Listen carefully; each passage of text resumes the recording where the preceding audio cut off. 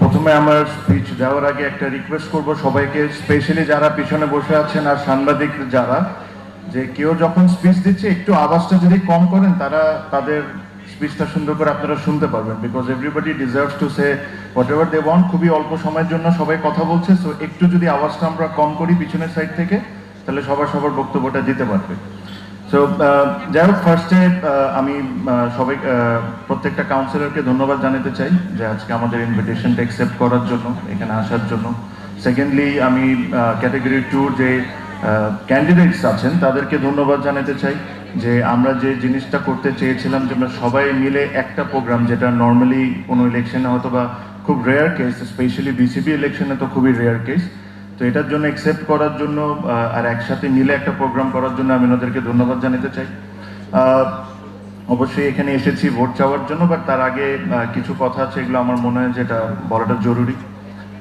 আমরা যারাই সুযোগ পাই না কেন, আমি একটা জিনিসই রিকোয়েস্ট করব আর আশা করব যে এখানে এই 16 জন ক্যান্ডিডেটের মধ্যে ক্রিকেটার আছে, ব্যবসায়ী আছে, ডক্টর আছে, পলিটিশিয়ান ফ্যামিলির থেকে বিলং করে এমনও ব্যক্তি আছে।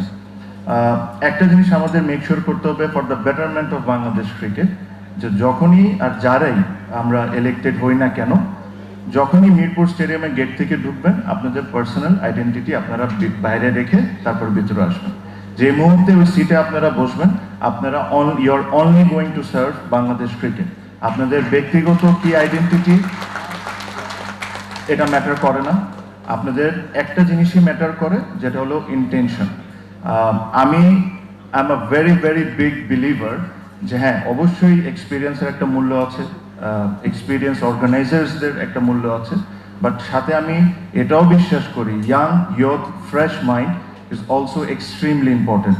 সো আমরা লাকি এই ক্যাটাগরিতে এরকম অনেকেই আছে। সো আশা করি তারা যদি ইলেক্টেড হইতে পারে, তারা বাংলাদেশ ক্রিকেটকে ভালো করে সার্ভ করবে। অবশ্য ওটার মধ্যে আমিও করি, আমি রিসেন্টলি ক্রিকেট ছেড়েছি, তারপরে ঢাকা লিগে একের অধিক টিমের সাথে আমি জড়িত, আমি ফান্ডিং করি, চেষ্টা করি যে রাইট ওয়েতে যেভাবে করে ক্রিকেট খেলা দরকার ওভাবে করে ক্রিকেট খেলা।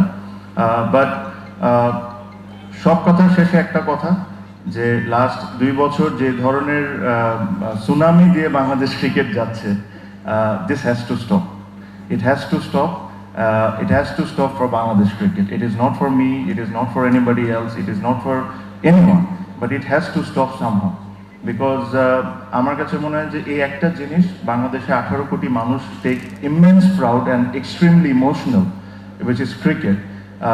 এই ধরনের সুনামির থেকে আমাদের এটা বের হয়ে আসতে হবে, it has to come to an end. আর আশা করি এই ইলেকশনের মাধ্যমে এই জিনিসটা আমরা করতে পারবো।